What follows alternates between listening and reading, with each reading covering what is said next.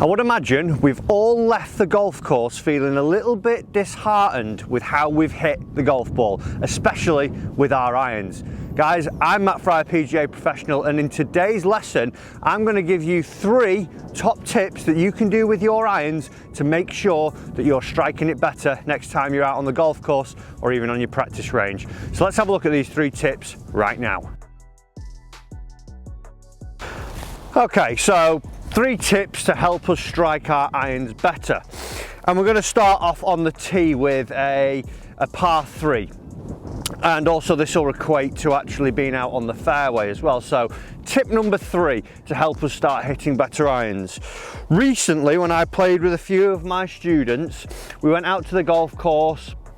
Said, you know, you're doing great in the bay. Let's see what you're actually doing out on the golf course now. Let's see if you're taking your golf swings from the range bay out onto the course. And to be fair, they actually were. In some instances, they were making some good swings. Then I started to notice a few dodgy strikes and a few iffy strikes as we got onto par 3s.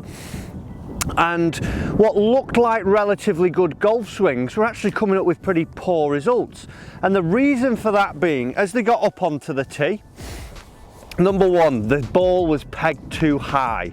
So they were pegging it almost as if they were playing a driver shot. So once the club was actually put into the golf ball, as you'll see there now, the ball was sitting pretty much up to the top of the face. So it was up towards the leading edge or the top line of the golf club here.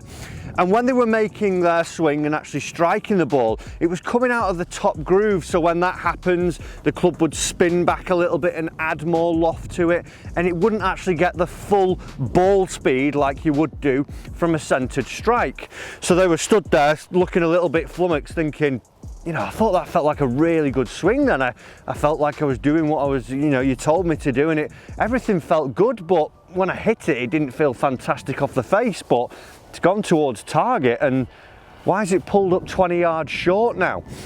And that is all because of how they were teeing up the golf ball. And also added into the equation was not actually taking the right club. So they were just coming up, looking at the tee marker on the box, because the course we played at, they'd never actually played before. They'd have a quick scan. Oh yeah, 150.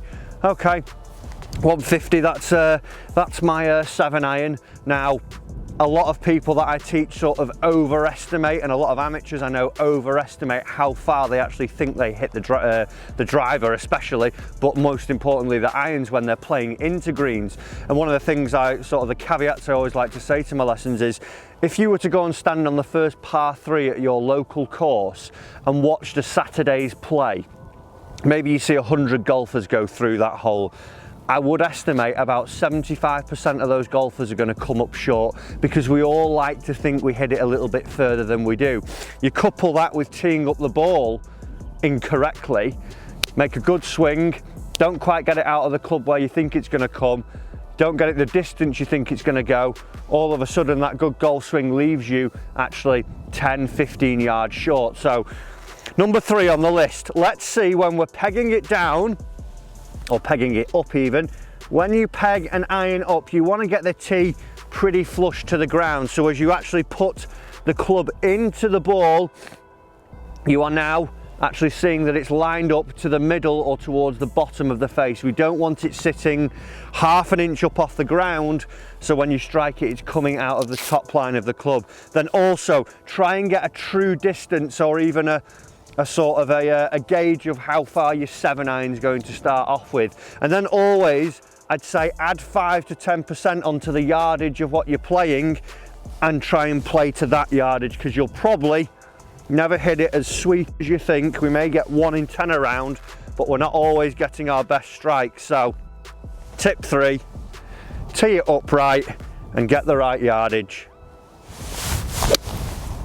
And there we've got a lovely little strike, all because I teed it up nicely and I've given myself the right yardage. Let's go and find out what tip number 2 is on the list. Right, so tip number 2 on the list of how we're going to hit better iron shots. Club face aim. I'm talking club face aim at address and also club face aim at impact. I see from a lot of people, even when it comes to aiming it at the start, of the golf swing, they struggle with aligning their club face actually up to target. So with this little device that I've got on my the face here, what you'll see now is where this face is actually pointing. And what we need to do is make sure that we're trying to align it to either our intended starting line or our intended target. So if I was trying to hit a dead straight shot at the flag, I'd have to get my club face looking at the flag. And like I say, a lot of people will struggle actually even aligning it up. What I tend to see most commonly is that when the club is put down, they put the face in and the blade is lying open to the target or to the intended target. So what that actually does then is A, get the face pointing right of the target for the right-handed golfer, and also it's adding loft onto the face as you do this. As you tilt that face back, you're actually opening that face out at this position. So when you come through, if you were to deliver that face back onto the ball in that position, you're going to hit something that's going to be a little bit weak because of the added loft, and also it's going to be right of your target. So what we've got to try and do to start off with is get the face actually aligned to our target. So what I like to do is pick something out that is about a foot in front of the golf ball. So if I were to draw a line to my target and I pop this down here, I now see that that's just about a foot right of the flag, because I'm going to try and draw it a foot. And as I'm drawing my eyes back down the cane, there is something here. There's a bit of an old divot that makes sense. So as we put the little pointer back on here, what it would make sense for me to now do is point the pointer down towards that cane. If it's pointing left, I'm going to hit the ball left. If it's pointing right, I'm going to hit the ball right. Let's try and take dead aim at our intended our target and our intermediate target. And then from there, what I like to do with a lot of my lessons, I've got a club at work with an actual attached tee on here so you can swing and it'll stay on. What I like to do is actually get the feeling of squaring the face up, because a lot of times people just think about the golf swing and they don't think about the club face. And instinctively, if I asked you to throw a ball to the right hand side of the screen now, you could do it quite easily. If you were to throw it to the left, it would be quite easy for yourself. So instinctively, once I put this tee on the club face for people, I say, right, can we make the golf swing, and let's see that as you're coming down and meeting where the ball would be at impact, where's that face now pointing? And it's quite amazing how people get to here and the face is pointing well right or well left, and it's just actually being aware of what's happening as you do this. So do you square the face up by turning your body more? Do you do it by rotating your forearms? As we would actually make the golf swing on the way back, we have some rotation of the forearms, so it would make sense that on the way down we want to rotate them whilst turning our body to try and square the club face up. So let's see what and how much rotation it is that you need to do to get the face back to a square position. Because if we don't, we could make, again, good golf swings, but because we've aligned the face incorrectly, or we're over rotating the face or under rotating it, we're not going to be getting our desired shot. So tip number 2, let's see that we can get a good club face aim at the start by choosing our intermediate target, and then from there we're going to have some practice swings where we come down and we feel we're getting the face just to impact, looking at that intermediate target. If you're able to do that, we should see that you're squaring the face up more and that you're going to get better strikes and better directional control from your golf ball. So let's give it a quick go.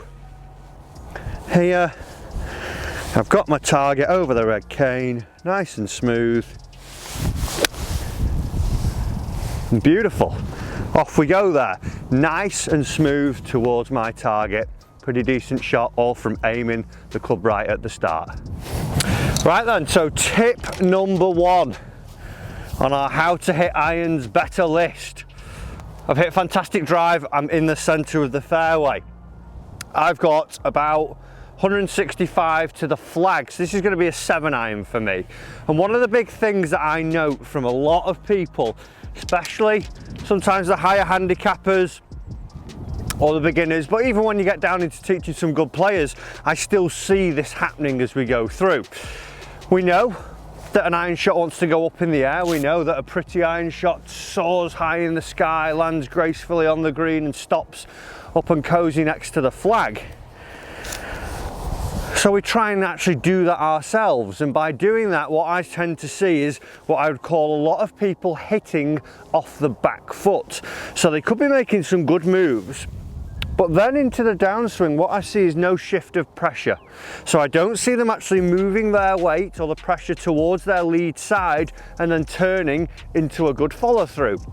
What I tend to see is that they get into this position, and sometimes the actual pressure now goes back down even more into the trail side. So as they're coming up, what we'd start to see is that we're getting contacts behind the golf ball here somewhere, or in some extents we'd get back and actually go up over the top of the golf ball and get the thin or the top shot, all because I'm staying on that trail foot. Now if you think of one of your friends or even yourself, when you're having a bad golfing striking round with your irons, I wouldn't imagine that generally you stood holding your finish looking like someone off the PGA Tour and actually in nice balanced position. I would imagine you're spinning out of it quite early, maybe even stepping off your actual original position.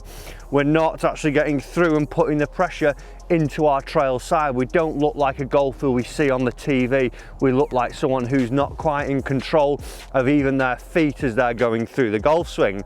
So what I would like you to do to start off with, even if you just sort of lost the feeling of changing the pressure and getting into a good follow through, I want you to just take your club and hold it out in front of you to start off with, and we're going to swing back and we're going to swing through and just get this little turning motion starting to go through, and see that we're actually working off it here and feel that we're actually a little bit more active in the feet. I see a lot of people who are very wooden and they're, oh no, I was trying to just stay balanced so I didn't move off it. I didn't want to risk any strike or anything. If there's less moving parts, it can't go as wrong. What we need to see is that we're active. It needs to be flowing. We need to get a little bit of rhythm going on here with the lower half. Let the lower half lead, and then we can get the club going through. Once we've done that and we're okay with it, what I want you to then do is take your setup, and then you're going to place a ball underneath your trail heel. So we'd see it just underneath, and the aim now is that as we go back, we feel we squash it a little bit, and then on the way through, we're going to imagine squashing into our lead foot and coming up off the golf ball at the end here. So it's aim the club, get your good balanced position, get your good normal setup. We're going to squash it on the way back, squash the lead heel on the way through, and see that we're not stood or spinning on this golf ball as we go through it.